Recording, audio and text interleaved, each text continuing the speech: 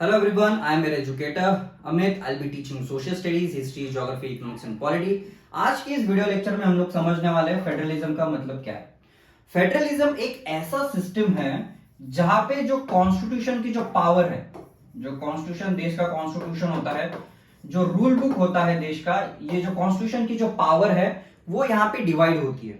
जब कॉन्स्टिट्यूशन बनता है एक डेमोक्रेटिक स्ट्रक्चर में, किसी एक आदमी के पास सारी पावर्स नहीं होती। तो फेडरलिज्म एक ऐसा सिस्टम है जो पावर को डिवाइड करता है। तो इसमें हम एक वर्टिकल डिस्ट्रीब्यूशन भी देखने वाले, एक हॉरिजॉन्टल डिस्ट्रीब्यूशन भी देखने वाले। ये चैप्टर में हम लोग पढ़ेंगे कि कमिंग टुगेदर फेडरेशन क्या होता है। उसके बाद हम लोग देखेंगे कि लोकल गवर्नेंस क्या होता है, पंचायत सिस्टम इंडिया में क्या है। तो ये सारी चीजें हम ये चैप्टर में पढ़ने वाले। Now before proceeding with the topic, if you people have any doubts, queries, you can connect me on Instagram, I'm on YouTube as well। ठीक है, now let's begin with the topic. ये federalism का topic आपका start होता है power sharing से। हमने civics में पहला चैप्टर देखा था पावर शेयरिंग वाला। पावर शेयरिंग में हम लोगों ने दो कंट्रीज का एग्जांपल देखा था, एक तो श्रीलंका था और दूसरा बेल्जियम। ये दो कंट्रीज का हमने कंपैरिजन किया था, ये दोनों कंट्रीज में कैसे उनके कॉन्स्टिट्यूशन में उनके कंट्री के लीडर्स ने अपने कंट्री में पावर शेयर की थी। बट श्रीलंका का जो केस था, श्रीलंका में हमने देखा कि कैसे जो सिनालीज कम्युनिटी है उन्होंने तमिल कम्युनिटी को पावर नहीं दी। तो इसीलिए आज भी श्रीलंका बैंकरप्ट चल रहा है, श्रीलंका में आज भी इश्यूज है। और बेल्जियम जो है, ये बेल्जियम किसका हेडक्वार्टर्स बन गया था? यूरोपियन यूनियन का। तो पावर शेयर करना किसी भी कंट्री के लिए कितना इंपॉर्टेंट है, हमने ये चैप्टर में देखा था। फेडरलिज्म भी इसी का कंसेप्ट है। फेडरलिज्म भी पावर शेयरिंग के बारे में बात करता है। तो फेडरलिज्म मतलब एक ऐसा system, it is a system of a government in which the power is divided between central authority and various constituent units of the country। मतलब यहाँ पे जो पावर है, ये पावर डिस्ट्रीब्यूट होगी कहाँ पे? एक डेमोक्रेटिक सेटअप में। अभी यहाँ पे हम एक वर्टिकल डिस्ट्रीब्यूशन ऑफ पावर समझते हैं। ये क्या होता है? वर्टिकल लाइन मतलब स्टैंडिंग लाइन होता है, जिसको हम वर्टिकल लाइन बोलते हैं। इसको स्टैंडिंग भी बोला जा सकता है। ठीक है, अभी वर्टिकल डिस्ट्रीब्यूशन ऑफ पावर में हम लोगों ने देखा कि एक नेशनल लेवल पे एक गवर्नमेंट होता है जिसको हम सेंट्रल गवर्नमेंट बोलते हैं, राइट। सेंट्रल गवर्नमेंट का हेड कौन होता है? प्राइम मिनिस्टर होता है, जो पूरे देश को एग्जीक्यूट करने का काम करता है। ऑन द अदर हैंड हर एक स्टेट लेवल पे चीफ मिनिस्टर अलग होता है। सेंट्रल लेवल का गवर्नमेंट अलग होगा, स्टेट लेवल का गवर्नमेंट अलग होगा। सेंट्रल लेवल पे हेड प्राइम मिनिस्टर होगा, स्टेट लेवल पे हेड चीफ मिनिस्टर होगा। ऑन द अदर हैंड एक थर्ड स्ट्रक्चर भी है जिसको हम लोकल गवर्नमेंट बोलते हैं या पंचायत बोलते हैं। यहां पे हेड होता है सरपंच। ठीक है, अभी sarpanch, chief minister, prime minister, ये क्या है? इनकी पावर डिवाइडेड है। जो प्राइम मिनिस्टर है वो चीफ मिनिस्टर के काम में इंटरफेयर नहीं करता, जो चीफ मिनिस्टर है वो सरपंच के काम में इंटरफेयर नहीं करता। तो ये क्या है? पावर डिवाइड किया गया है, इसी को बोला जाता है वर्टिकल डिस्ट्रीब्यूशन ऑफ पावर। अभी समझते हैं horizontal distribution of power. Horizontal मतलब क्या होता है? स्लीपिंग लाइन होता है, इसको हम स्लीपिंग लाइन बोल सकते हैं। इसको हॉरिजॉन्टल भी बोला जाता है। बहुत सारे बच्चों के समझ में नहीं आता हॉरिजॉन्टल वर्टिकल क्या होता है। जो स्लीपिंग लाइन है ये हॉरिजॉन्टल लाइन है। ये हॉरिजॉन्टल डिस्ट्रीब्यूशन ऐसा है। हमने तीन ऑर्गन्स देखे थे। जो इंडिया का जो कॉन्स्टिट्यूशन है या वर्ल्ड का जो कॉन्स्टिट्यूशन है वो पावर तीन हिस्सों में डिवाइड कर देता है। एक लेजिस्लेचर है, लेजिस्लेचर के बाद एग्जीक्यूटिव, एग्जीक्यूटिव के बाद जुडिशरी। ये जो पावर है ये तीन ऑर्गन्स में पावर डिस्ट्रीब्यूटेड है। लेजिस्लेचर मतलब लोकसभा, राज्यसभा, जो हमारे कंट्री के लिए लॉज बनाने का काम करते हैं। तो ये लॉ मेकिंग हाउसेज है या लॉ मेकिंग बॉडी है।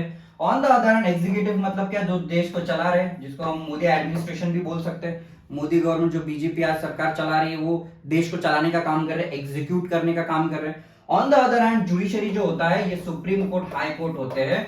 ये कंट्री में जो भी डिस्प्यूट्स होते हैं, कंट्री में जो भी झगड़े होते हैं, ये सॉल्व करने का ये काम करता है। तो कभी भी जो लेजिस्लेचर है वो एग्जीक्यूटिव के काम में इंटरफेयर नहीं करता, एग्जीक्यूटिव जुडिशरी के काम में इंटरफेयर नहीं करता। तो ये क्या है? ये भी एक पावर शेयरिंग है। तो फेडरलिज्म इसी की बात करता है कि जो कॉन्स्टिट्यूशन की जो पावर है ये डिस्ट्रीब्यूट होनी चाहिए। अभी हमने पहले हॉरिजॉन्टल डिस्ट्रीब्यूशन देखा था और वर्टिकल डिस्ट्रीब्यूशन देखा था। वर्टिकल डिस्ट्रीब्यूशन में हमने अलग अलग लेवल ऑफ गवर्नमेंट देखे थे। जो सेंट्रल लेवल गवर्नमेंट होता है उसका प्राइम मिनिस्टर होता है। जो प्राइम मिनिस्टर मोदी जी है वो कंट्री के प्राइम मिनिस्टर है, मतलब सेंट्रल लेवल का गवर्नमेंट उनका है। स्टेट लेवल पे हर एक चीफ मिनिस्टर अलग अलग रहेगा, अलग स्टेट का। तो जो महाराष्ट्र जो स्टेट, उनका एकनाथ शिंदे प्राइम मिनिस्टर है। तो ये डिस्ट्रीब्यूशन है, पावर डिस्ट्रीब्यूशन। मोदी जी इनके काम में इंटरफेयर नहीं कर सकते, ये मोदी जी के काम में इंटर नहीं कर सकते। इसी को हम क्या बोलते हैं? फेडरलिज्म बोलते हैं। अभी जो फेडरलिज्म है, ये फेडरलिज्म के साथ साथ एक दूसरा भी कंसेप्ट आता है जो है यूनिटरी कंसेप्ट। फेडरलिज्म और यूनिटरी सिस्टम में क्या डिफरेंस होता है? फेडरलिज्म मतलब यहाँ पे पावर डिवाइड हो रही है, मतलब एक सेंट्रल लेवल का गवर्नमेंट अलग होगा, स्टेट लेवल का गवर्नमेंट अलग होगा। बट जब हम यूनिटरी सिस्टम की बात करते हैं, यहाँ पे बस सेंट्रल गवर्नमेंट ही होता है। In unitary system power is concentrated only in the central government, मतलब एक ही लेवल पे एक ही गवर्नमेंट होगा और वो पूरे देश को चलाएगा। इसको हम क्या बोलते हैं? Unitary system. और फेडरल सिस्टम मतलब क्या? एक से ज्यादा गवर्नमेंट यहाँ पे होते हैं। तो ये यूनिटरी और फेडरल का हम डिफरेंस समझते हैं। फेडरल में क्या दिया है? फेडरल हैज 2 और more level of government. Federal structure, अगर हम फेडरल में इंडिया की बात करें तो इंडिया में 2 लेवल गवर्नमेंट है, एक तो सेंट्रल लेवल का गवर्नमेंट है, एक स्टेट लेवल का गवर्नमेंट अलग से है। पर इंडिया 3rd टायर स्ट्रक्चर भी फॉलो करता है, मतलब इंडिया में लोकल मतलब पंचायत सिस्टम भी देखी जाती है। तो यहाँ पे 3 अलग अलग गवर्नमेंट है। तो यहाँ पे हम क्या फॉलो करते हैं? Federal system. मतलब जहां पे 2 या 2 से ज्यादा लेवल ऑफ गवर्नमेंट होते हैं उसको फेडरल स्ट्रक्चर बोला जाता है। But on the other hand unitary system में क्या बोला जा रहा है? यहाँ पे बस एक ही लेवल ऑफ गवर्नमेंट है, मतलब यहाँ पे बस जो सेंट्रल गवर्नमेंट रहेगा, ये सेंट्रल गवर्नमेंट क्या करेगा? पूरे देश को कंट्रोल करेगा। एक ही गवर्नमेंट है पूरे देश के लिए, यहाँ पे एक से ज्यादा गवर्नमेंट है देश के लिए। अभी दूसरा पॉइंट क्या दिया है? The state government has own powers for which it is not answerable to the centre. मतलब यहाँ पे इंडिया की अगर हम बात करेंगे तो जो स्टेट गवर्नमेंट है वो सेंट्रल गवर्नमेंट को आंसरेबल नहीं है। जो एकनाथ शिंदे अगर महाराष्ट्र में जो भी काम कर रहे हैं तो वो मोदी जी को किसी भी चीज के लिए आंसरेबल नहीं रह सकते। वो अपना काम खुद इंडिपेंडेंटली करते हैं। इंडिया में जितने भी स्टेट्स है उनको ऑटोनॉमी होती है कि वो अपने हिसाब से काम करें, ठीक है। But on the other hand जब यहाँ पे हम यूनिटरी सिस्टम की बात करते हैं तो यहाँ पे जो भी अलग लेवल, लोकल लेवल का जो भी एडमिनिस्ट्रेशन होगा या लोकल लेवल का जो भी गवर्नमेंट होगा उसको सेंट्रल गवर्नमेंट के ऑर्डर सुनने पड़ेंगे। जो सेंट्रल गवर्नमेंट बोलेगा वैसा ही उनको करना पड़ेगा, ठीक है। अभी इसके एग्जांपल देखें हम फेडरल गवर्नमेंट के, तो यहाँ पे इंडिया में भी एक फेडरल स्ट्रक्चर फॉलो होता है और यूनाइटेड स्टेट्स ऑफ अमेरिका में भी होता है। बट हम जब यूनिटरी की बात करेंगे तो यूनिटरी में जो श्रीलंका है, चाइना है, ये एक यूनिटरी सिस्टम फॉलो करते हैं। मतलब बस एक ही लेवल ऑफ गवर्नमेंट है और एक से ज्यादा गवर्नमेंट नहीं है स्टेट लेवल पे। अभी यहाँ पे अगर हम बात करें फेडरल स्ट्रक्चर की, उसके फीचर्स की अगर हम बात करें तो पहला फीचर क्या है? देयर आर 2 और मोर लेवल ऑफ गवर्नमेंट। मतलब हमने इंडिया का एग्जांपल देखा था कि सेंट्रल गवर्नमेंट अलग है, स्टेट लेवल गवर्नमेंट अलग है और लोकल गवर्नमेंट अलग होता है। तो 2 या 2 से ज्यादा गवर्नमेंट एग्जिस्ट करते हैं। ये पहला फीचर है किसका? फेडरलिज्म का। सेंट्रल गवर्नमेंट, स्टेट गवर्नमेंट और लोकल गवर्नमेंट, ये क्या हो जाता है? First feature. सेकंड फीचर जो है, सेकंड फीचर क्या बोलता है? Different tyres of government have their own jurisdiction in specific matter, that is legislature, taxation and administration. मतलब जो सेंट्रल गवर्नमेंट है, जो स्टेट है और लोकल गवर्नमेंट है, ये तीनों का जुरिस्डिक्शन, जुरिस्डिक्शन ये एक लॉ का वर्ड है, इसको आप एरिया भी बोल सकते हो। मतलब जो स्टेट गवर्नमेंट है, जो सेंट्रल गवर्नमेंट है और जो लोकल गवर्नमेंट है, तीनों के काम करने के एरिया अलग अलग है। लेजिस्लेचर का भी एरिया अलग है, टैक्सेशन का अलग है, एडमिनिस्ट्रेशन का अलग है। कोई एक दूसरे के काम में इंटरफेयर नहीं करता। फॉर एग्जाम्पल सेंट्रल लेवल की बात करें तो सेंट्रल लेवल जो है उसका काम पूरे पैन इंडिया में चलता है, इंडिया का पूरा जुरिस्डिक्शन है। On the other hand state level की अगर बात करें, हम अगर महाराष्ट्र की बात करते हैं तो महाराष्ट्र में बस महाराष्ट्र के एरिया में ये स्टेट गवर्नमेंट काम कर सकता है। जो आज महाराष्ट्र में जो एकनाथ शिंदे जी का जो गवर्नमेंट है वो महाराष्ट्र से बाहर काम नहीं कर सकता, वो विद इन महाराष्ट्र ही काम कर सकता है। और लोकल लेवल की अगर हम बात करें, विलेज पंचायत की अगर हम बात करें, उसका जुरिस्डिक्शन, उसका एरिया बस वो स्पेसिफिक विलेज तक ही होता है। तो उनका जो जुरिस्डिक्शन है, उनका जो एरिया है लॉ मेकिंग में, टैक्सेशन में, एडमिनिस्ट्रेशन में, वो स्पेसिफाइड है। वो एक दूसरे के काम में इंटरफेयर नहीं करते। अभी उनका कॉन्स्टिट्यूशनल स्पेसिफिकेशन भी दिया है, मतलब दे आर कॉन्स्टिट्यूशनली गारंटीड। मतलब इंडिया के कॉन्स्टिट्यूशन में ऐसा लिखा गया है कि सेंट्रल गवर्नमेंट होना चाहिए, स्टेट गवर्नमेंट होना चाहिए, पंचायत लेवल का गवर्नमेंट होना चाहिए। ये कॉन्स्टिट्यूशनली गारंटीड है। कोई फ्यूचर में जाके लोकल लेवल, लोकल गवर्नमेंट जो है या पंचायत है उसको रिमूव नहीं कर सकता, या स्टेट गवर्नमेंट का जो कंसेप्ट है या फेडरलिज्म का जो कंसेप्ट है वो रिमूव नहीं कर सकता, क्योंकि ये कॉन्स्टिट्यूशनली गारंटीड है। नेक्स्ट है constitutional changes. Constitution can not be unilaterally change. मतलब इंडिया का जो कॉन्स्टिट्यूशन है वो कोई भी एक आदमी यूनिलैटरली चेंज नहीं कर सकता। फॉर एग्जाम्पल अगर हम सेंट्रल गवर्नमेंट की बात करें, सेंट्रल गवर्नमेंट में अगर कोई भी पॉलिटिकल पार्टी है, फॉर एग्जांपल कांग्रेस है या बीजेपी है, ये दोनों पार्टी खुद अपने हिसाब से कॉन्स्टिट्यूशन को यूनिलैटरली चेंज नहीं कर सकती। उसके लिए एक प्रोसेस होता है, वो हम आगे जाके देखेंगे कि कॉन्स्टिट्यूशन में अगर चेंजेस भी करने हैं तो उसके रिक्वायरमेंट्स क्या क्या है, कैसे कॉन्स्टिट्यूशन को चेंज किया जा सकता है। फिफ्थ पॉइंट है courts have the power to interpret the constitution. अभी यहाँ पे इंडिया में जो भी सुप्रीम कोर्ट है, इंडिया में एक ही सुप्रीम कोर्ट है जो दिल्ली में है, राइट। तो सुप्रीम कोर्ट जो है, सुप्रीम कोर्ट का काम होता है कॉन्स्टिट्यूशन को इंटरप्रेट करना, कॉन्स्टिट्यूशन में जो लिखा है वो समझाना कि ये कॉन्स्टिट्यूशन में सो एंड सो लॉ लिखा हुआ है, सो एंड सो उसका मतलब होता है, that is interpretation of the constitution. अभी आपको लग रहा होगा कि कॉन्स्टिट्यूशन को पढ़ के सुनाने में इतना कौन सा बड़ा काम है। कॉन्स्टिट्यूशन जो है ये लॉ का लैंग्वेज में लिखा गया है, तो लॉ का लैंग्वेज जो है वो बहुत डिफिकल्ट होता है, उसके मल्टीपल मीनिंग्स हो सकते हैं। इसीलिए जो सुप्रीम कोर्ट होता है उसका काम होता है कि एक्चुअल में कॉन्स्टिट्यूशन में लिखा क्या गया है, इसको बोला जाता है इंटरप्रिटेशन ऑफ द कॉन्स्टिट्यूशन, जो किसका काम है, सुप्रीम कोर्ट का काम है। नेक्स्ट है financial autonomy is ensured. Autonomy मतलब फ्रीडम। यहाँ पे फाइनेंशियल ऑटोनॉमी जो है वो हर एक लेवल को दी गई है। सेंट्रल गवर्नमेंट जो है वो अपना अलग से टैक्सेस कलेक्ट कर सकता है, स्टेट गवर्नमेंट है वो अलग से अपने टैक्सेस कलेक्ट करता है, और जो पंचायत है वो पंचायत भी कुछ हद तक अपने टैक्सेस कलेक्ट करता है, या स्टेट से भी उसको कुछ पैसा मिलता है। तो फाइनेंशियल ऑटोनॉमी यहाँ पे मेंटेन होती है। और इसके दो ऑब्जेक्टिव्स है। क्या ऑब्जेक्टिव है, ये पावर डिवाइडेशन की वजह से, पावर डिस्ट्रीब्यूशन की वजह से यहाँ पे यूनिटी प्रमोट हो रही है और रीजनल डाइवर्सिटी भी प्रमोट हो रही है, ठीक है। तो इसके दो बेनिफिट्स एज सच आप बोल सकते हो। अभी characteristics of ideal federal system, क्या कैरेक्टरिस्टिक्स है, पहले तो एक म्यूचुअल ट्रस्ट डेवलप हो रहा है लोगों के बीच में, जो सेंट्रल गवर्नमेंट है, स्टेट गवर्नमेंट है, पंचायत लेवल गवर्नमेंट है, इनमें म्यूचुअल ट्रस्ट है, अंडरस्टैंडिंग है, एक साथ मिलकर कोऑर्डिनेट करके वो काम करते हैं, एक एग्रीमेंट है एक साथ रहने का, ठीक है। तो ये क्या है, कैरेक्टरिस्टिक्स है फेडरल सिस्टम के। अभी फेडरलिज्म में भी दो कंसेप्ट है, हम देखेंगे कि कमिंग टुगेदर फेडरेशन क्या होता है और होल्डिंग टुगेदर फेडरेशन क्या होता है। अभी कमिंग टुगेदर फेडरेशन में सबसे जो फेमस एग्जांपल है वो यूएसए का होता है, United states of America. United states of America में टोटल 50 स्टेट्स है, ठीक है, अप्रॉक्स 50 स्टेट्स है। उन्होंने अपने एडमिनिस्ट्रेटिव बेनिफिट के लिए ऐसे 50 स्टेट्स रखे हैं। अभी ये जो 50 स्टेट्स है ये अलग अलग स्टेट एग्जिस्ट करते थे जब यूएसए को जब इंडिपेंडेंस मिला ब्रिटिशर्स से 1776 में इनको इंडिपेंडेंस मिला। तो 1776 में ये 50 स्टेट्स थे, तो इन्होंने अपने 50 स्टेट्स बनाए और ये 50 स्टेट्स ने डिसीजन लिया कि हम एक साथ मिलके एक बड़ा कंट्री बनाएंगे। ये कमिंग टुगेदर फेडरेशन है, मतलब अलग अलग 50 यूनिट्स ने डिसाइड किया कि हम एक साथ आएंगे, एक टीम बनाएंगे और एक टीम जो है वो एक कंट्री का काम करेगा और हम सब मिलके हमारी एक बड़ी कंट्री फॉर्म कर रहे हैं, उसको बोला जा रहा है यूनाइटेड स्टेट्स ऑफ अमेरिका। इसी को बोला जाता है कमिंग टुगेदर फेडरेशन, मतलब एक साथ आ रहे। But on the other hand holding together federation जो है ये इंडिया एक बहुत बड़ा एग्जांपल है होल्डिंग टुगेदर फेडरेशन का।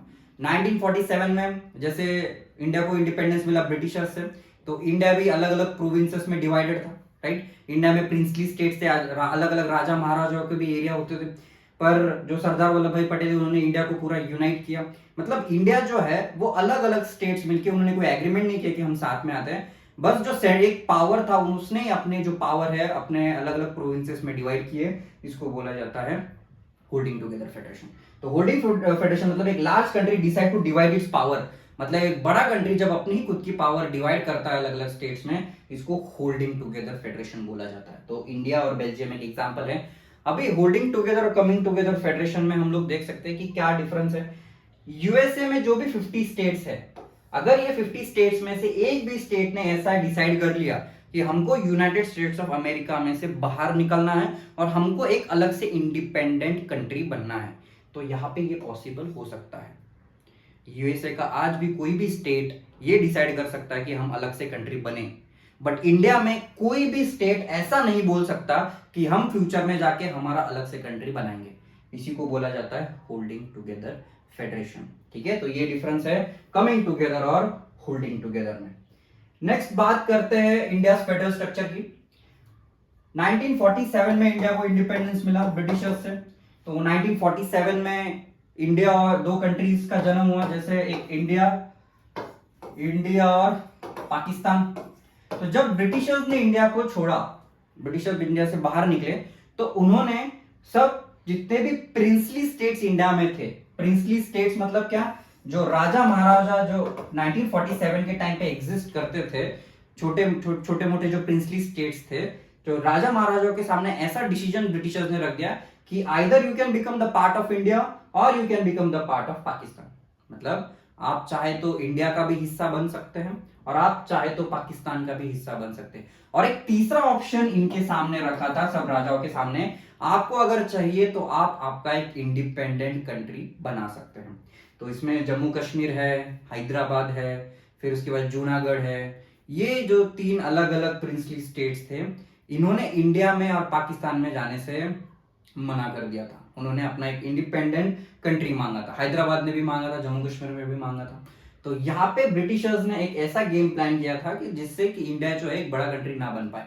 तो एक कंपटीशन ऐसा चालू हो गई इंडिया और पाकिस्तान के बीच में कि कौन से प्रिंसली स्टेट्स किस में जाएंगे, पाकिस्तान में जाएंगे, इंडिया में जाएंगे। तो finally thanks to Sardar Vallabh भाई पटेल की उन्होंने पूरे इंडिया को यूनाइट किया और इंडिया एक आज एक बड़ा कंट्री एग्जिस्ट करता है। तो जैसे इंडिया पाकिस्तान का डिवाइडेशन हुआ तो ये पाकिस्तान को ये एरिया मिलता है, इसको इसको वेस्ट पाकिस्तान बोला जाता है, और ये बांग्लादेश का जो एरिया है यहाँ पे इसको ईस्ट पाकिस्तान बोला जाता है।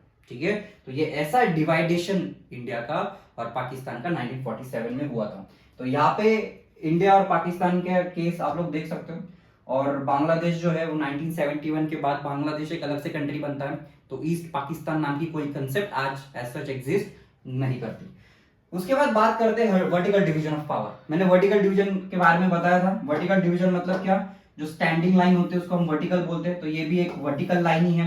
ठीक है, तो यहाँ पे जो यूनियन गवर्नमेंट होता है, उसके बाद स्टेट गवर्नमेंट होता है, उसके बाद लोकल गवर्नमेंट होता है। पावर डिस्ट्रीब्यूटेड है। जो यूनियन गवर्नमेंट है यहाँ पे हेड कौन होता है, प्राइम मिनिस्टर। जो स्टेट गवर्नमेंट होता है इसमें हेड कौन होता है, चीफ मिनिस्टर। और जो लोकल गवर्नमेंट होता है इसमें सरपंच हेड होता है। तो यहाँ पे जो पावर है वो भी क्या है, डिस्ट्रीब्यूटेड है। प्राइम मिनिस्टर चीफ मिनिस्टर के काम में इंटरफेयर नहीं कर सकता, चीफ मिनिस्टर सरपंच के काम में इंटरफेयर नहीं कर सकता। इनका पावर डिवाइडेड है। इसी को हम क्या बोलते हैं, वर्टिकल डिस्ट्रीब्यूशन ऑफ पावर। अभी इवोल्यूशन इंडियन सिस्टम का, अगर फेडरल सिस्टम का इवोल्यूशन आप अगर देखेंगे तो 1992 के पहले इंडिया में बस 2 ही स्ट्रक्चर थे। पावर बस 2 ही इसमें डिवाइडेड थी, एक तो सेंटर में और उसके बाद स्टेट में। बस ये 2 ही स्ट्रक्चर इंडिया में एग्जिस्ट करते थे। इसको 2 टायर स्ट्रक्चर बोला जाता है। क्या बोला जा रहा है, 2 टायर स्ट्रक्चर। तो यहाँ पे 2 टायर स्ट्रक्चर 1992 तक था। फिर 1992 के बाद 73rd and 74th constitution amendment act पास करने के बाद यहाँ पे लोकल गवर्नमेंट भी इंट्रोड्यूस हुआ। लोकल गवर्नमेंट मतलब स्टेट लेवल के नीचे एक पंचायत भी होगा, या हर एक गांव का अलग से पंचायत होगा, लोकल गवर्नमेंट भी होगी। तो इंडिया आज 3 टायर स्ट्रक्चर फॉलो करता है। क्या है, 3 टायर स्ट्रक्चर। मतलब इंडिया का जो पावर है वो सेंट्रल गवर्नमेंट, स्टेट गवर्नमेंट और लोकल गवर्नमेंट में 3 हिस्सों में डिस्ट्रीब्यूटेड है। ठीक है, तो इसी को इवोल्यूशन बोला जा रहा है कि इंडिया ने कैसे अपना पावर और डिस्ट्रीब्यूट किया अपने लोगों में। उसके बाद लिस्ट की बात करते हैं कि हमने देखा कि सेंट्रल गवर्नमेंट है, स्टेट गवर्नमेंट है, स्टेट गवर्नमेंट के बाद लोकल गवर्नमेंट है। अगर ये तीनों के अलग अलग गवर्नेंस चलेगा तो देश को कौन कहां कहां पे ऑपरेट करेगा, देश को कौन से एरिया स्टेट गवर्नमेंट के रहेंगे, देश में कौन से एरिया सेंट्रल गवर्नमेंट के रहेंगे, वो देखते हैं। अभी यहाँ पे जो सेंटर है, सेंटर अपने कुछ लॉज बनाएगा, लोकसभा राज्यसभा में भी लॉज बनेंगे। उसके बाद सेंट्रल लेवल में जो हेड होता है वो प्राइम मिनिस्टर है। प्राइम मिनिस्टर के पास 2 हाउसेस है, एक तो लोकसभा और राज्यसभा। ठीक है, अगर यही हम स्टेट लेवल पे देखें तो स्टेट लेवल पे जो हेड होता है वो चीफ मिनिस्टर होता है। चीफ मिनिस्टर के पास भी 2 हाउसेस होते हैं, एक तो state legislative assembly, state legislative council. तो जो स्टेट होता है, ये स्टेट में अगर महाराष्ट्र की बात करें तो महाराष्ट्र स्टेट में ये 2 हाउसेस डिसाइड करेंगे कि कौन से लॉज महाराष्ट्र में बनने चाहिए। But on the other hand जब हम सेंटर की बात करते हैं तो सेंटर में लोकसभा राज्यसभा डिसाइड करेंगे कि पूरे इंडिया पे लॉज कौन से बनेंगे। तो कभी ऐसा भी हो सकता है कि एक टॉपिक पे महाराष्ट्र गवर्नमेंट भी लॉ बना दे, सेम टॉपिक पे सेंट्रल गवर्नमेंट भी लॉ बना दे। तो ये क्लैशेस एज सच नहीं होना चाहिए, इसके लिए लिस्ट बनाई जाती है। सेंटर की अलग से लिस्ट बनती है, स्टेट की अलग से लिस्ट बनती है। ठीक है, और एक कॉन्करेंट लिस्ट भी अलग से होती है। तो ये लिस्ट क्या होती है वो समझते हैं। अभी ये जब यूनियन लिस्ट की हम बात करते हैं तो यूनियन लिस्ट में जितने भी सब्जेक्ट्स है, जितने भी टॉपिक्स दिए, ये टॉपिक्स पे लॉ बनाने की जिम्मेदारी सेंटर की होती है। यूनियन लिस्ट में जो भी सब्जेक्ट्स है, जो भी टॉपिक्स लिखे हुए यूनियन लिस्ट में, जैसे कि डिफेंस है, atomic energy, foreign affairs, war and peace, banking, railway, post, ये सारी चीजों पे लॉस कौन बनाएगा, सेंटर बनाएगा। ठीक है, तो इसको बोला जाता है यूनियन लिस्ट। बस ये जो लिस्ट आपको दिख रही है ये कौन सी लिस्ट है? यूनियन लिस्ट है। अभी ये यूनियन लिस्ट में ऐसे टॉपिक्स डाले हुए जो नेशनल इंपॉर्टेंस के हैं। नेशनल इंपॉर्टेंस के मतलब किसी एक स्टेट लिस्ट में नहीं डाला जा रहा है, ये पूरे पैन इंडिया के लिए इंपॉर्टेंट ऐसे टॉपिक्स है, जैसे कि डिफेंस हो गया, पोस्टल हो गया, फिर उसके बाद एटॉमिक एनर्जी हो गया, न्यूक्लियर एनर्जी उसमें आती है। तो ये सारी चीजें सेंटर कंट्रोल करता है। तो सेंट्रल जो है ये ऐसे सब्जेक्ट है यहाँ पे जहां पे uniform policy through out the country होनी चाहिए। ऐसा नहीं कि बस महाराष्ट्र में हो रहा है, पूरे इंडिया में जितने भी स्टेट्स है ये सब स्टेट्स में सेम लॉ वो अप्लाई होना चाहिए, इसलिए ये टॉपिक्स को यूनियन लिस्ट में डाला गया है। ऑन द अदर हैंड यहाँ पे जो यूनियन गवर्नमेंट है ये खुद उसके ऊपर लॉज बनाता है और उसको एडमिनिस्टर करता है। और टोटल सब्जेक्ट्स या टोटल टॉपिक्स कितने हैं यूनियन लिस्ट में? 97 टॉपिक्स है। But on the other hand जब हम स्टेट की बात करेंगे तो स्टेट लेवल पे जो टॉपिक्स है ये अलग रहेंगे। ये स्टेट टू स्टेट डिफर भी हो सकते हैं जुरिस्डिक्शन। यहाँ पे जो स्टेट के टॉपिक्स है ये यहाँ पे दिए हुए, ये स्टेट के टॉपिक्स है। ठीक है, तो इसमें क्या क्या है? एग्रीकल्चर आ जाता है, स्टेट का टॉपिक है, पुलिस है, प्रिजन है, फिर उसके बाद लैंड, लीकर, ट्रेड, कॉमर्स, ये सारे स्टेट के टॉपिक्स आते हैं। मतलब ये जो स्टेट गवर्नमेंट है ये टॉपिक्स पे स्टेट गवर्नमेंट ही लॉ बनाएगा, सेंट्रल गवर्नमेंट नहीं बनाएगा। ठीक है, तो इसीलिए यहाँ पे पावर जो है डिवाइडेड है, उनके एरियाज भी डिवाइडेड है, जुरिस्डिक्शन एरियाज भी अलग अलग है, जिससे झगड़े नहीं होते, क्लैशेस नहीं होते। ठीक है, तो यहाँ पे जो स्टेट लेवल है या स्टेट लिस्ट है इसमें कितने सब्जेक्ट है? 66। यूनियन लिस्ट में 97 सब्जेक्ट्स है, इसमें सब्जेक्ट ज्यादा है इसलिए सेंट्रल गवर्नमेंट ज्यादा पावरफुल माना जाता है। और जो स्टेट लिस्ट है उसमें 66 सब्जेक्ट्स है जो कि सेंटर से कम पावरफुल है। नेक्स्ट बात करते हैं कॉन्करेंट लिस्ट की। अभी ये जो कॉन्करेंट लिस्ट दी है ये लिस्ट में ऐसे टॉपिक्स दिए हुए हैं जो जिसपे जो सेंट्रल गवर्नमेंट है, स्टेट गवर्नमेंट है, दोनों मिलकर लॉ बना सकते हैं। जैसे कि एजुकेशन है, ट्रांसफर ऑफ प्रॉपर्टी है, ट्रेड यूनियंस है, ये सारी चीजों पे सेंट्रल गवर्नमेंट, स्टेट गवर्नमेंट दोनों मिलकर लॉ बना सकते हैं। पर अगर सेंटर ने एक अलग लॉ बना दिया, उसके बाद अगर स्टेट ने एक टॉपिक पे अलग लॉ बना दिया, तो लॉ किसका कंसीडर किया जाएगा? सेंट्रल गवर्नमेंट का। सेंट्रल गवर्नमेंट जो लॉ बना रहा है, this law will be final, will be considered as the final law. Law made by the union will always prevail. मतलब जो यूनियन गवर्नमेंट जो लॉ बना रहा है, सेंट्रल गवर्नमेंट लॉ बना रहा है, उसको फाइनल कंसिडर किया जाएगा। और यही लिस्ट में कितने सब्जेक्ट्स हैं? 47 सब्जेक्ट है। ठीक है, तो यूनियन लिस्ट में, सेंट्रल लिस्ट में हमने देखा 97 सब्जेक्ट्स है, और ये कॉन्करेंट लिस्ट जो है, कॉन्करेंट लिस्ट में 47 सब्जेक्ट्स है। अभी बात करते हैं रेसिडुअल लिस्ट की या रेसिडुअल सब्जेक्ट्स की। रेसिडुअल नाम में ही है कि बचे कुचे जो टॉपिक्स है उसकी बात हो रही है। तो जैसे इंडिया का कॉन्स्टिट्यूशन 1950s में बना, 1950s तक हमारा कॉन्स्टिट्यूशन बनके रेडी हो गया था। उसके बाद 1950s में जो ये लिस्ट बनाई, यूनियन लिस्ट बनाई, स्टेट लिस्ट बनाई, फिर उसके बाद कॉन्करेंट लिस्ट बनाई, ये लिस्ट 1950s में बनाए गए थे। ठीक है, थोड़ा बहुत एडिशन भी हुआ होगा, बट कुछ टॉपिक्स ऐसे हैं जो अभी रिसेंटली इंट्रोड्यूस हुए। 1950s के टाइम पे तो कोई इंटरनेट नाम की कंसेप्ट नहीं थी। 1950s के टाइम पे तो कोई अकाउंट हैक नहीं होता था, कोई साइबर अटैक्स नहीं होते थे, कोई गलत फोन करके तुम्हारे पैसे बैंक से उड़ा नहीं लेता था। पर आज ये इंटरनेट की वजह से, इंफॉर्मेशन टेक्नोलॉजी की वजह से ये सारी एक्टिविटीज होती है। तो ये एक्टिविटीज पे भी लॉ बनना चाहिए। ठीक है, तो ये लॉ कौन बनाएगा? क्यों यूनियन लिस्ट में भी नहीं है, वो तो अभी टेक्नोलॉजी तो अभी भी इंट्रोड्यूस हो रही है, ना यूनियन लिस्ट में है, ना स्टेट लिस्ट में है, ना कॉन्करेंट लिस्ट में है। इसीलिए एक रेसिडुअल सब्जेक्ट्स की लिस्ट मेंटेन की जाती है, जिससे कि अगर फ्यूचर में कोई ऐसा टॉपिक आए जो आज प्रेजेंट नहीं है पर फ्यूचर में वो आ सकता है कि टेक्नोलॉजी का चेंज आए, सोसाइटी का चेंज आए, तो ऐसे टॉपिक्स को रेसिडुअरी सब्जेक्ट्स में डाला जाता है। तो जो इंटरनेट का जो टॉपिक है या इंफॉर्मेशन टेक्नोलॉजी का जो टॉपिक है, ई कॉमर्स का जो टॉपिक है, कंप्यूटर सॉफ्टवेयर का जो टॉपिक है, ये सारे रेसिडुअल लिस्ट में डाले जाते हैं। और इसके ऊपर लॉ बनाने की जिम्मेदारी होती है बस सेंट्रल गवर्नमेंट की। यूनियन गवर्नमेंट जो होता है इसकी रिस्पॉन्सिबिलिटी होती है कि ये रेसिडुअरी सब्जेक्ट्स पे लॉ बनाए। ठीक है, तो हमने लिस्ट देखी, एक यूनियन लिस्ट, दूसरा स्टेट लिस्ट, तीसरा कॉन्करेंट लिस्ट, और फोर्थ जो है वो रेसिडुअल सब्जेक्ट्स की लिस्ट। मतलब ऐसे टॉपिक जो आज प्रेजेंट नहीं पर फ्यूचर में आ सकते हैं, और उसके ऊपर लॉ कौन बनाएगा? उसके ऊपर लॉ बनाएगा सेंट्रल गवर्नमेंट। अभी बात करते हैं स्पेशल स्टेटस की। अभी इंडिया में आज अगर प्रेजेंट देखा जाए तो 28 स्टेट्स है। ठीक है, 28 स्टेट्स है। कुछ स्टेट्स इंडिया में ऐसे हैं जिनको स्पेशल कंसिडर किया जाता है, क्योंकि वो स्टेट में ट्राइबल लोग ज्यादा है, उसका ट्रेडिशन अलग है, उनका कल्चर अलग है, तो वो स्पेसिफिक स्टेट को प्रोटेक्ट किया जाता है गवर्नमेंट ऑफ इंडिया के द्वारा। तो गवर्नमेंट ऑफ इंडिया ये नॉर्थ ईस्ट के स्टेट्स को, नॉर्थ ईस्ट के जो स्टेट्स है उनको एक स्पेशल ट्रीटमेंट देती है। ये नॉर्थ ईस्ट का मैप है, जम्मू कश्मीर को भी एक स्पेशल ट्रीटमेंट मिलता था, पर अभी जो आर्टिकल 370 है वो रिमूव कर दिया है। 371 से नॉर्थ ईस्ट के जो स्टेट्स है उनको एक स्पेशल स्टेटस मिलता है। तो आर्टिकल 371 जो है वो नॉर्थ ईस्ट के लिए है। तो यहाँ पे नॉर्थ ईस्ट में लैंड राइट्स दिए हुए हैं कि नॉर्थ ईस्ट में मेन लैंड इंडिया का कोई भी सिटीजन नॉर्थ ईस्ट में जाके प्रॉपर्टी परचेस नहीं कर सकता, वहां जाके रह नहीं सकता, वहां पे आप बस टूरिज्म के लिए जा सकते हो।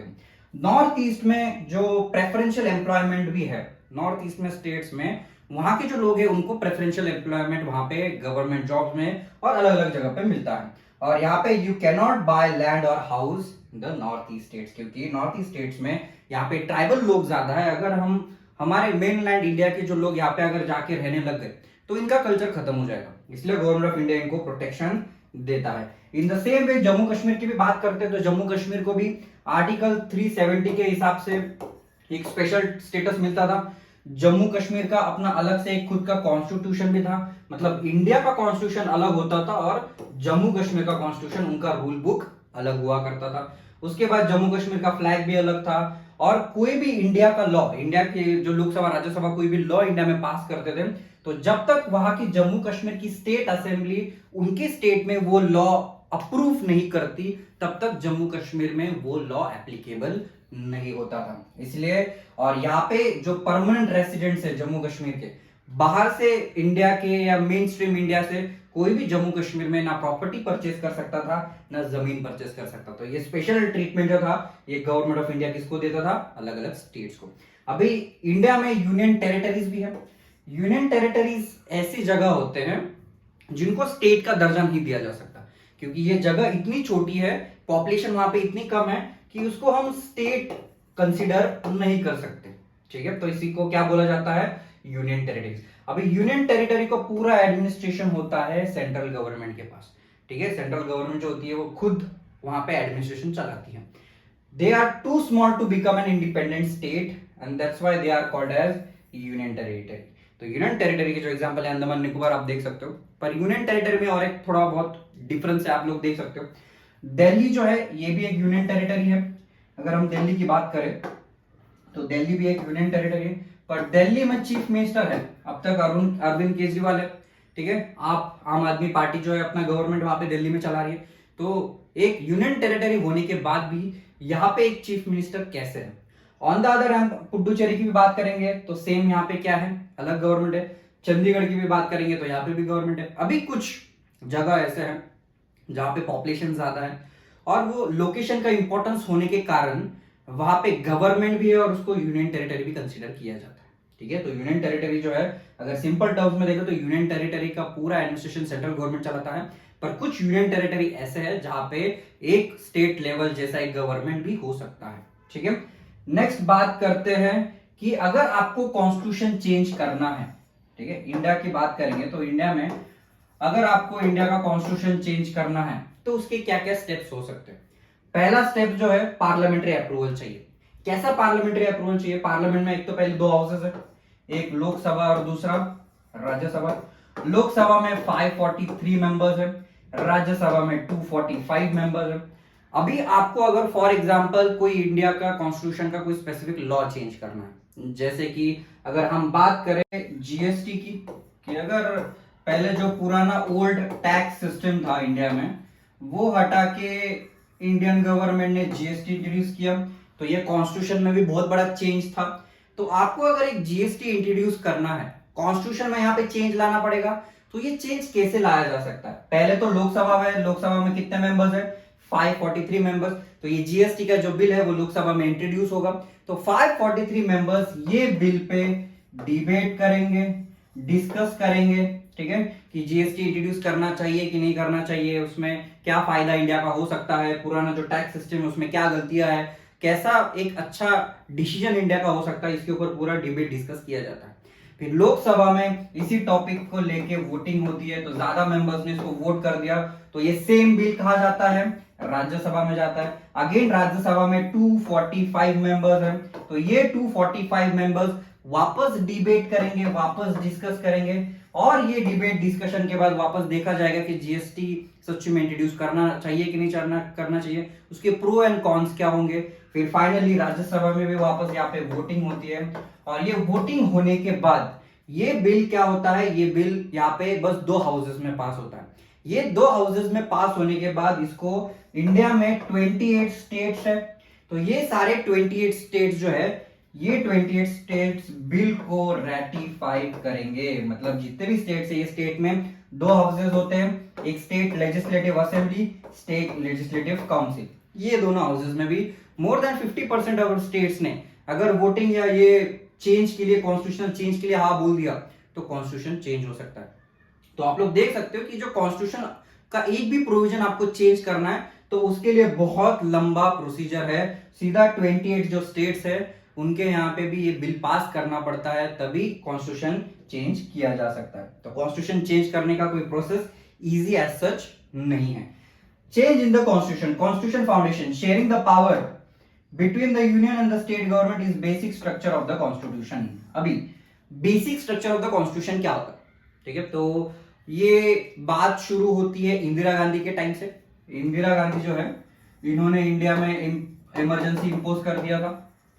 इमरजेंसी के टाइम पे इंदिरा गांधी जी ने उनके जो भी पॉलिटिकल अपोनेंट्स थे उनको जेल में डालना चालू कर दिया, ठीक है। जेल में डालने के बाद उन्होंने कॉन्स्टिट्यूशन में कुछ ऐसे चेंजेस इंट्रोड्यूस करना चालू कर दिया जिससे कि जो प्राइम मिनिस्टर की जो पोस्ट है वो और ज्यादा पावरफुल हो जाती। तो इंदिरा गांधी जी खुद को ज्यादा पावरफुल कर रही थी। उसी दौरान यहाँ पे एक जो सुप्रीम कोर्ट है वो भी इंटरवीन करता है कि आप जो है कॉन्स्टिट्यूशन को चेंज नहीं कर सकते। तो फाइनली जो कॉन्स्टिट्यूशन जो है, जो सुप्रीम कोर्ट यहाँ पे क्या बोलता है कि एक जो बेसिक स्ट्रक्चर का जो फॉर्मूला है, जो बेसिक स्ट्रक्चर है, ये कॉन्स्टिट्यूशन का चेंज नहीं किया जा सकता, ठीक है। जो कॉन्स्टिट्यूशन बना है 1950s में, ये कॉन्स्टिट्यूशन का एक बेसिक स्ट्रक्चर है। ये बेसिक स्ट्रक्चर कोई भी गवर्नमेंट, लोकसभा, राज्यसभा चेंज नहीं कर सकता, ठीक है। तो यहाँ पे ये जो बेसिक स्ट्रक्चर का जो क्लॉज है ये इंट्रोड्यूस किया था सुप्रीम कोर्ट ने। और बेसिक स्ट्रक्चर में कॉन्स्टिट्यूशन का कौन सा हिस्सा बेसिक स्ट्रक्चर में है, ये केस टू केस कौन डिसाइड करेगा, सुप्रीम कोर्ट डिसाइड करेगा, ठीक है। इसी को बोला जाता है बेसिक स्ट्रक्चर। और जो पावर डिवाइडेशन है यूनियन गवर्नमेंट और स्टेट गवर्नमेंट की, ये बेसिक स्ट्रक्चर में दिया हुआ है। तो इसीलिए ये कॉन्स्टिट्यूशन कभी चेंज नहीं हो सकता, या ये कॉन्स्टिट्यूशन का ये फीचर कभी चेंज नहीं किया जा सकता। फिर उसके बाद बात करते हैं जुडिशरी की। अभी ये जो जुडिशरी है, जुडिशरी में भी अलग अलग लेयर है। जैसे कि सुप्रीम कोर्ट जो है ये टॉप मोस्ट कोर्ट है, सुप्रीम कोर्ट के बाद हाई कोर्ट आ जाता है, और हाई कोर्ट के बाद लोकल कोर्ट आ जाता है, ठीक है। अभी जुडिशरी में ये तीनों आएंगे। जुडिशरी मतलब क्या है, ये डिस्प्यूट रेजोल्यूशन मैकेनिज्म है, लोगों के झगड़े सॉल्व करते हैं। तो यहाँ पे जो जुडिशरी होता है, ये जुडिशरी भी क्या करता है कि जो प्रोविजंस है, ये प्रोविजंस को वो एग्री करता है कि ये बेसिक स्ट्रक्चर ये फॉलो होना चाहिए। जो कॉन्स्टिट्यूशन चेंज है, भले ही लोकसभा राज्यसभा कॉन्स्टिट्यूशन को चेंज करने की उनके पास पावर्स है, पर वो बेसिक स्ट्रक्चर को चेंज नहीं कर सकते। Power division dispute, disputes about the division of power between the different level of the government are settled by the high court and supreme court. और यहाँ पे जो सुप्रीम कोर्ट है, अगर किसी भी दो गवर्नमेंट के बीच में झगड़ा होता है तो ये झगड़ा सॉल्व करने का काम किसका होता है, सुप्रीम कोर्ट का होता है या जुडिशरी का होता है। Next, government funding sources. The union and the state government has the power to raise resources by levying taxes.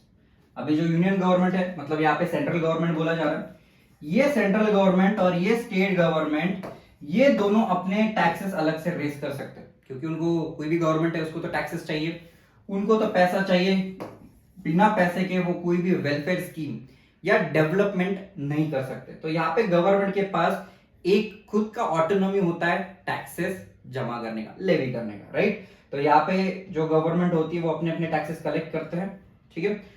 Next बात करते हैं सक्सेस ऑफ फेडरलिज्म की। फेडरलिज्म की जो प्रोविजंस है ये नेसेसरी तो है, but they are not sufficient, ठीक है। फेडरलिज्म की जो भी फीचर्स हमने देखे, ये नेसेसरी तो है बट सफिशिएंट नहीं है। डेमोक्रेसी जो है वो टाइम टू टाइम चेंज होती रहती है, लोगों की डिमांड्स चेंज होते हैं, लोगों के डिजायर्स चेंज होते हैं। तो डेमोक्रेसी पे एक बहुत बड़ा बर्डन होता है कि कुछ ना कुछ नया चेंज, उसके ऊपर सॉल्यूशन उनको इंट्रोड्यूस करना पड़ता है, ठीक है। फिर भी जो फेडरलिज्म है वो सक्सेसफुल हुआ है कि जो स्पिरिट ऑफ द डेमोक्रेसी है, स्पिरिट ऑफ द फेडरलिज्म है, वो यहाँ पे प्रोटेक्ट हुआ है। उसके बाद रिस्पेक्ट फॉर डाइवर्सिटी है और डिजायर फॉर लिविंग टुगेदर, मतलब इंडिया में भले अलग अलग रिलीजन के लोग एक साथ रहते हैं, सब लोग एक साथ को एग्जिस्ट कर रहे, ज्यादा डिस्प्यूट्स एज सच नहीं होता। अगर डिस्प्यूट्स हुए तो सॉल्व करने के लिए अलग अलग इंस्टीट्यूट्स। नेक्स्ट बात करते हैं लिंग्विस्टिक स्टेट्स क्रिएशन की। लिंग्विस्टिक का मतलब है लैंग्वेज। तो यहाँ पे जो स्टेट फॉर्मेशन इंडिया में होगा वो लैंग्वेज बेसिस पे होने की बात हो रही है, राइट। जब अगर हम इंडिया की बात करते हैं तो इंडिया एक डाइवर्स कंट्री है। इंडिया में 100 से ज्यादा लैंग्वेजेस एज सच एग्जिस्ट करते हैं। तो इंडिया में ऐसा बोला भी जाता है कि कोस कोस पर बदले पानी, चार कोस पर वानी। तो यहाँ पे हर एक जगह पे आप जाओगे तो अलग लैंग्वेज की डाइवर्सिटी आपको देखने को मिलेगी, अलग अलग डायलेक्ट्स इंडिया में बोले जाते हैं। तो यही लैंग्वेज बेसिस का एक बहुत बड़ा टॉपिक आज भी एक करंट अफेयर्स में देखने को मिलता है। तो ये जो लैंग्वेज का जो इश्यू है, यहाँ पे लैंग्वेज की बात हो रही है कि जो लैंग्वेज है स्टेट्स का फॉर्मेशन लैंग्वेज बेसिस पे कैसे हुआ। ये बात है 1920 की। 1920 में नागपुर सेशन में, 1920 में जो इंडियन नेशनल कांग्रेस का नागपुर का जो सेशन था, ये नागपुर सेशन में इंडियन नेशनल कांग्रेस ने ऐसा जो प्रोविंशियल कमिटी थी वो लिंग्विस्टिक बेसिस पे बनाई थी। फिर 1928 पे जो नेहरू रिपोर्ट आया था, नेहरू रिपोर्ट जो था उसमें इंडिया ने अपना खुद का एक कॉन्स्टिट्यूशन ड्राफ्ट किया था। उसमें ये भी जिक्र हुआ था कि इंडिया के जो स्टेट्स है वो लैंग्वेज बेसिस पर हम रीऑर्गेनाइज करेंगे या बनाएंगे। फिर उसके बाद आता है 1948 में जो ब्रिटिशर्स थे, इंडिया को इंडिपेंडेंस मिलने से पहले ब्रिटिशर्स पूरे इंडिया को एडमिनिस्ट्रेटिव पर्पस के लिए उन्होंने इंडिया को प्रोविंसेस में बांटा हुआ था। फिर उसमें पंजाब प्रोविंस था, मद्रास प्रोविंस था, बंगाल प्रोविंस था, बॉम्बे प्रोविंस था। तो अलग अलग प्रोविंसेस इंडिया में थे। 1947 के बाद इंडियन गवर्नमेंट को लगने लग गया कि कुछ साइंटिफिक बेसिस पे इंडिया की स्टेट्स का रीऑर्गेनाइजेशन होना चाहिए। तो इसीलिए उन्होंने धार कमिटी जो है वो बनाई। जो धार कमिटी है वो ये कमिटी इसीलिए बनाई जाती है कि देखा जाए कि इंडिया का जो डिस्ट्रीब्यूशन है, स्टेट्स का डिस्ट्रीब्यूशन, वो लैंग्वेज बेसिस पे करना चाहिए कि नहीं करना चाहिए।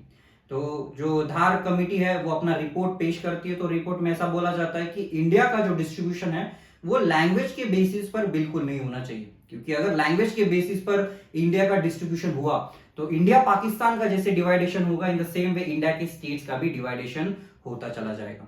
तो इसीलिए जो डिमांड थी ये साउथ इंडियन स्टेट्स में डिमांड ज्यादा थी कि जो स्टेट्स है वो लैंग्वेज के बेसिस पे बनने चाहिए।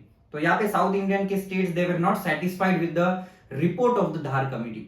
तो यहाँ पे जो गवर्नमेंट है ये गवर्नमेंट दूसरा कमिटी सेटअप करती है जो है जेवीपी कमिटी, जहां पे जवाहरलाल नेहरू और सरदार वल्लभ भाई पटेल कमिटी के मेंबर्स होते हैं। तो ये कमिटी भी अपना रिपोर्ट पेश करती है। तो ये रिपोर्ट में भी देखा जाता है कि इंडिया जो है उसके स्टेट्स का रीऑर्गेनाइजेशन लैंग्वेज के बेसिस पे नहीं होना चाहिए। तो इसी दौरान साउथ इंडिया में मूवमेंट शुरू हो जाते हैं, आंदोलन शुरू हो जाते हैं कि जो स्टेट्स का जो बाइफर्केशन है, स्टेट का जो रीऑर्गेनाइजेशन है वो लैंग्वेज के बेसिस पे होना चाहिए। उसमें भी एक फेमस नाम है पोट्टी सिरुमलु का। पोट्टी सिरुमलु जो है उनका मानना था कि जो तेलुगु स्पीकिंग लोग हैं उनका अलग से स्टेट होना चाहिए, इसीलिए वो विशाल आंध्रा मूवमेंट चलाते हैं साउथ इंडिया में। तो ये मूवमेंट चलाते चलाते जैसे धार कमीशन और जैसे जेवीपी कमीशन बोलते हैं कि जो रीऑर्गेनाइजेशन स्टेट्स है वो लैंग्वेज के बेसिस पे नहीं होना चाहिए, इसलिए पोट्टी सिरुमलु बैठ जाते हैं फास्ट अंटिल डेथ पे। तो फास्ट अंटिल डेथ पे बैठने के बाद जो पोट्टी सिरुमलु है वो 56 डेज तक फास्ट करते हैं और गवर्नमेंट उनकी डिमांड्स पूरे नहीं करती, और 56 डेज के बाद ये आंदोलन करते करते उनकी डेथ हो जाती है। उसी की वजह से साउथ इंडिया में दंगे शुरू हो जाते हैं। तो साउथ इंडिया में इतने दंगे शुरू होने के बाद, वायलेंट क्लैशेस होने के बाद गवर्नमेंट ऑफ इंडिया जो है उनकी डिमांड्स को मान लेता है। तो आंध्र प्रदेश और तमिलनाडु जो है ये दो ऐसे अलग अलग स्टेट्स फॉर्म होते हैं। तो ये दो अलग अलग स्टेट्स फॉर्म होने के बाद इंडिया के अलग स्टेट्स में से वापस डिमांड आती है कि हमारा भी रीडिस्ट्रीब्यूशन होना चाहिए लैंग्वेज बेसिस पे। फिर गवर्नमेंट एक अलग से कमेटी सेटअप करती है जो है अली फैजल कमेटी। जो फैजल कमेटी है वो ऐसा डिसीजन देती है कि इंडिया का जो बाइफर्केशन है, रीऑर्गेनाइजेशन ऑफ द स्टेट्स है, वो लैंग्वेज बेसिस पे होना चाहिए, but it rejected the theory of one state one language. वो बोलते हैं कि जो इंडिया का जो बाइफर्केशन है लैंग्वेज बेसिस पर करे, पर इंडिया की यूनिटी उसमें हैम्पर नहीं होनी चाहिए। ठीक है, तो इसके बाद इंडिया का अलग अलग स्टेट्स बनने शुरू हो जाते हैं। 1960s में बॉम्बे प्रोविंस से महाराष्ट्र बनता है और गुजरात बनता है। फिर 1966 में पंजाब प्रोविंस में हरियाणा और पंजाब अलग अलग कंट्री अलग अलग स्टेट्स बनते हैं। तो ये अलग अलग स्टेट रीऑर्गेनाइजेशन लैंग्वेज बेसिस पे देखने को मिलता है। ठीक है, तो ये हो गए लैंग्वेज की स्टोरी जो इंडिया में हुई कि लैंग्वेज जो है वो उसके हिसाब से कैसे अलग अलग स्टेट्स बने। तो ये है इम्पैक्ट ऑफ लिंग्विस्टिक स्टेट्स की। जो नेशनल लीडर थे उनको डर लग रहा था कि जो इंडिया का जो अगर लैंग्वेज बेसिस पे स्टेट्स को बांटा गया तो वापस इंडिया के और टुकड़े हो सकते हैं। फिर इसीलिए जो इंडियन लीडर्स थे they were not happy with this concept of linguistic states. फिर इसके बाद हमने देखा कि जो कॉन्स्टिट्यूशन है, ये कॉन्स्टिट्यूशन जो नेशनल लैंग्वेज किसी एक लैंग्वेज को नेशनल लैंग्वेज का दर्जा नहीं देता, क्योंकि इंडिया में बहुत सारे लैंग्वेजेस है। तो इंडिया में बस 2 ही ऑफिशियल लैंग्वेज कंसीडर किए जा रहे हैं, जो कि हिंदी और इंग्लिश है। तो इंग्लिश और जो हिंदी है, ये इंग्लिश को एडमिनिस्ट्रेटिव पर्पस के लिए रखा गया, क्योंकि साउथ इंडिया में प्रोटेस्ट ज्यादा हो रहे थे, बिकॉज हिंदी बहुत सारे स्टेट्स को नहीं आती, राइट। तो हिंदी अगर यहाँ पे होती तो उनका एडमिनिस्ट्रेशन जो काम होता है ऑफिशियल वर्क में गवर्नमेंट का, अगर हिंदी में चलता तो उनको प्रॉब्लम हो जाती, राइट। तो यहाँ पे शेड्यूल लैंग्वेजेस की भी बात हो रही। शेड्यूल लैंग्वेजेस में इंडिया के जो शेड्यूल है, it is the list of official language of the Republic of India. तो कितने लैंग्वेजेस है इसमें? 22 लैंग्वेजेस है, और ऑफिशियल लैंग्वेज को हिंदी और इंग्लिश माना गया है, और कोई भी एक लैंग्वेज को अभी तक नेशनल लैंग्वेज नहीं बोला गया है। इसीलिए इंडिया का जो ऑफिशियल लैंग्वेज या एडमिनिस्ट्रेटिव लैंग्वेज आप बोल सकते हो, ये 2 लैंग्वेज है, जैसे कि एक हिंदी और इंग्लिश है। और एक ऐसा डिसीजन रखा गया कि जो स्टेट्स है they can have their own official languages. तो अलग अलग इंडिया में जो स्टेट्स है वो अपना खुद का ऑफिशियल लैंग्वेज रख सकते हैं, पर नेशनल लेवल पे एक कोई भी ऑफिशियल लैंग्वेज नहीं रहेगा। Each state has the authority to designate its own official language और languages which are used to administer and official purposes. मतलब अपना स्टेट अपना पूरा एडमिनिस्ट्रेशन का काम किसी एक लैंग्वेज में वो चला सकते थे। नेक्स्ट बात करते हैं केस ऑफ 1965। अभी इसमें क्या था कि जो कॉन्स्टिट्यूशन है वो इंग्लिश को यूज कर रहा है फॉर द ऑफिशियल पर्पस, और ये इंग्लिश का जो यूज है वो 1965 में बंद हो जाएगा, पर उसके बाद भी वापस कंटिन्यू रखना पड़ा because protest from south India. Many non Hindi speaking states demanded that the use of English to be continued. और साउथ इंडियन स्टेट्स ने, जो नॉन हिंदी स्पीकिंग स्टेट्स थे, उन्होंने इंग्लिश को कंटिन्यू रखने का डिमांड रखा। And Tamil Nadu, the movement took a violent form. Result, the central government agreed to continue with the English along with the Hindi for the official purpose. और south India की protest की वजह से जो English और हिंदी है आज India के दोनों ऑफिशियल लैंग्वेजेस है। Many critics think that the solution favored the English speaking elite. Promotion of Hindi continues to be the official policy. आज भी गवर्नमेंट ऑफ इंडिया की जो ऐसी पॉलिसी है कि वो हिंदी को प्रमोट करते हैं for national language. Promotion does not mean that the central government can impose Hindi on the states where people speak a different language. Flexibility shown by the Indian political leaders helped our country to avoid the condition like Sri Lanka. मतलब जो Indian leaders थे उन्होंने हिंदी जो है वो forcefully अलग states पे, India के अलग अलग स्टेट्स पे इंपोज नहीं की। वो उसके लिए थोड़ा सा टाइम गया, इसलिए इंडिया की जो कंडीशन है वो श्रीलंका जैसी नहीं है। ठीक है, तो यहाँ पे जो स्टेट्स है, जो लैंग्वेज का जो इशू है वो यहाँ देखने को मिलता है। उसके बाद सेंटर स्टेट रिलेशन की बात करते हैं कि जो सेंटर है वो स्टेट है उनमें क्या रिलेशन है, और ये रिलेशन एक दूसरे के साथ डे टू डे खराब कैसे हो रहा है। ठीक है, अगर सेंटर लेवल पे बात करें तो यहाँ पे प्रेसिडेंट सबसे बड़ी पोस्ट है। प्रेसिडेंट के नीचे प्राइम मिनिस्टर काम करता है। प्राइम मिनिस्टर के पास 2 हाउसेस है, एक तो लोकसभा, दूसरा राज्यसभा। ये सेम मॉडल स्टेट लेवल पे फॉलो किया जाता है। अगर स्टेट लेवल की बात करें तो जो बड़ी पोजीशन है वो गवर्नर की होती है। जो गवर्नर है उसके नीचे चीफ मिनिस्टर काम करता है, और चीफ मिनिस्टर के पास 2 हाउसेस है, state legislative assembly, state legislative council. तो ये 2 जो हाउसेस है, ये 2 पैटर्न आप लोग देख सकते हो कि स्टेट लेवल पे भी 2 हाउसेस है और नेशनल लेवल पे भी 2 हाउसेस। तो ये सेम मॉडल स्टेट लेवल पे भी और सेम मॉडल यहाँ पे नेशनल लेवल पे भी। तो यहाँ पे जो गवर्नर होता है, ये गवर्नर का जो पोस्ट है ये कोई इलेक्टेड पोस्ट नहीं है, ये अपॉइंटेड पोस्ट है। गवर्नर को अपॉइंट करता है president with the help of prime minister and is cabinet, with the recommendation of prime minister and it's cabinet. तो यहाँ पे जो गवर्नर होता है, ये गवर्नर जो चीफ मिनिस्टर कोई बिल साइन करता है, जो हाउसेज में जो बिल पास होता है उसको गवर्नर को साइन करनी पड़ती है, और नेशनल लेवल पे जो भी लोकसभा राज्यसभा बिल बनाते हैं उसके ऊपर साइन प्रेसिडेंट करता है। तो यहाँ पे अगर स्टेट लेवल पे एक ऐसा केस इमेजिन करते, सेंट्रल लेवल पे फॉर एग्जांपल बीजेपी का रूल है और स्टेट लेवल पे अगर कांग्रेस का रूल है, और ये दो जो पार्टी है ये इंडिया में दे आर राइवल पार्टीज, एक दूसरे के वो दुश्मन है। तो अगर स्टेट लेवल पे अगर कांग्रेस का रूल चल रहा है, सेंट्रल लेवल पे बीजेपी का रूल चल रहा है, तो governor will work under the direction of BJP government. Governor Congress की बात थोड़ी सुनेगा, वो तो बीजेपी की बात सुनेगा, because he is appointed by the president on the advice of the prime minister. तो यहाँ पे एक ऐसा कंफ्लिक्ट देखने को मिलता है between the central government and the state government, कि जो गवर्नर है वो यहाँ पे जो सेंट्रल गवर्नमेंट है उसकी बात सुनता है, और यहाँ पे जो बिल पास होते हैं, ये बिल पास जो हो रहे हैं यहाँ पे ये गवर्नर जो है ये बिल को रोक के रखता है, राइट। तो यहाँ पे जो इशू है ये आज देखने को मिल रहा है कि जो गवर्नर है they are sitting on the bill for indefinite period of time, और इसीलिए जो स्टेट लेवल पे बिल पास नहीं हो रहे, डेवलपमेंट के काम नहीं हो रहे। तो ये आज problem central level state level पे देखा जा रहा है, ठीक है। अभी नेक्स्ट बात करते हैं कोएलिशन गवर्नमेंट की। कोएलिशन का मतलब क्या होता है? कोएलिशन मतलब जब आपके पास रिक्वायर्ड नंबर ऑफ सीट्स नहीं है लोकसभा में, तो आपको किसी दूसरे पॉलिटिकल पार्टी की मदद लेनी पड़ती है, इसको कोएलिशन गवर्नमेंट बोला जाए। समझते हैं कैसे? लोकसभा में कितने मेंबर्स हैं? 543 मेंबर्स है लोकसभा में, टोटल लोकसभा में 543 मेंबर्स हैं। तो ये 543 मेंबर्स आपको अगर सेंट्रल लेवल पे आपकी खुद की सरकार बनानी है, तो ये 543 का 50% मेंबर आपके पॉलिटिकल पार्टी के होने चाहिए, जैसे कि 272 मेंबर्स आपके खुद के पॉलिटिकल पार्टी के होने चाहिए, ठीक है।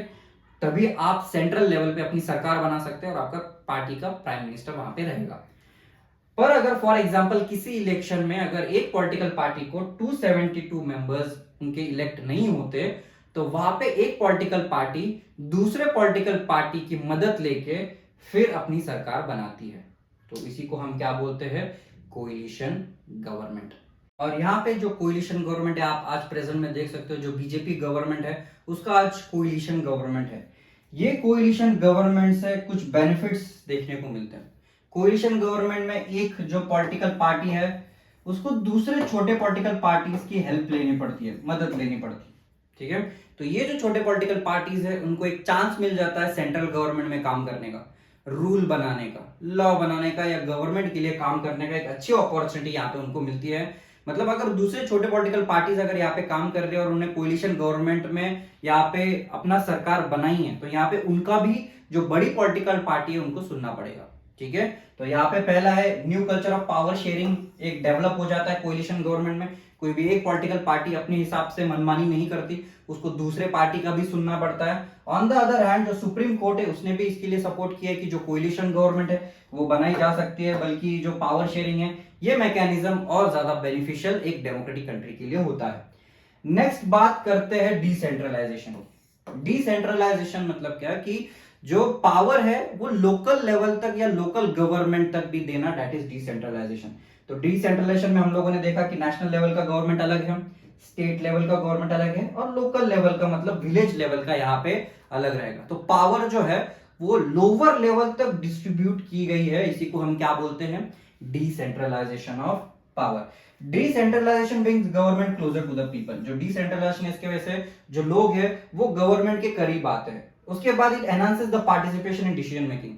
जो गवर्नमेंट डिसीजन ले रही है इसमें लोगों का पार्टिसिपेशन भी बढ़ रहा है, क्योंकि जो डिसेंट्रलाइजेशन है वो लोकल लेवल तक हो रहा है, विलेज लेवल तक हो रहा है। ऑन द अदर हैंड इसके वजह से अकाउंटेबिलिटी और ट्रांसपेरेंसी भी डेवलप होती है। अकाउंटेबिलिटी का मतलब होता है रिस्पॉन्सिबिलिटी। रिस्पॉन्सिबिलिटी ये गवर्नमेंट के ऊपर डेवलप हो रही है, और ट्रांसपेरेंसी भी गवर्नमेंट में देखने को मिलेगी। उसके बाद it allowed for the efficient allocation of resources. जो रिसोर्सेज है वो इफिशिएंटली अलग हो रहे, इफिशिएंटली अलॉट हो रहे, वो अलग अलग गवर्नमेंट को अलॉट किए जा रहे हैं। और जो लोकल सॉल्यूशन है लोकल प्रॉब्लम्स के, वो लोकल लोग ही दे सकते हैं, क्योंकि ग्राउंड लेवल पे क्या रियलिटी है, क्या प्रॉब्लम है, ये लोकल के लोगों को ज्यादा पता होता है। उसके बाद it encourages innovation and experimentation in the policy making. और इसी में जो गवर्नमेंट में एक अलग एक्सपेरिमेंटेशन और पॉलिसी मेकिंग देखने को मिलती है। अभी need for the local government अगर देखेंगे तो इंडिया में डाइवर्सिटी बहुत ज्यादा है, इंडिया में अलग रिलीजन के लोग हैं, इंडिया में अलग कास्ट के लोग हैं, इंडिया में अलग अलग बैकग्राउंड से आने वाले लोग हैं, अलग लैंग्वेज में बात करते हैं, उनके फेस्टिवल्स अलग है, उनके फूड हैबिट्स अलग है, उनके कपड़े पहनने का तरीका अलग है। तो ऐसे डाइवर्स कंट्री में पावर डिसेंट्रलाइज्ड होना बहुत ज्यादा जरूरी है, ठीक है। इसलिए जो डिसेंट्रलाइजेशन ऑफ पावर जो है ये किसी भी डेमोक्रेटिक कंट्री में एक बेनिफिशियल एलिमेंट रहता है। तो डिसेंट्रलाइजेशन का अगर डेफिनेशन हम देखें, the process of taking power away from the central and the state government, it is called as decentralisation. मतलब जो सेंट्रल गवर्नमेंट है उसके नीचे स्टेट गवर्नमेंट है, उसके नीचे जो लोकल गवर्नमेंट है उसको पावर दी जा रही है सेंट्रल और स्टेट गवर्नमेंट की, इसको हम डिसेंट्रलाइजेशन बोलते हैं, giving power to the local government. Next बात करते हैं the basic idea behind decentralisation.